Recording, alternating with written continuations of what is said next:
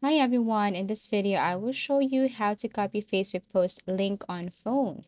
So all you have to do is to open or launch your Facebook application. Make sure that you're using the latest version of your Facebook application. So launch your Facebook application and look for an article or video, anything here that you wanted to copy the link. Let's just say I want to look for an article or I just want to visit this website because I'm looking for a specific article. So if you want to copy, just click this three dots and tap copy link. Now you should see this link copied or link to post copied to clipboard.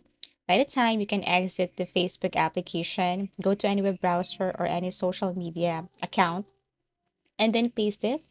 You just have to long press, and then if you see the paste option, you just have to click paste, and then there you have it.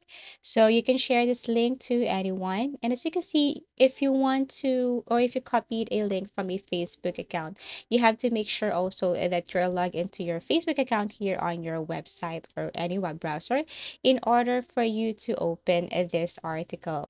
So unless this website can be opened on browser. So again, just click this three dots and then tap copy link and then paste it wherever you want. If you want to suggest a topic or if you want us to create a new tutorial, please do comment down below and please don't forget to like and subscribe to our channel. See you again in our next video tutorials.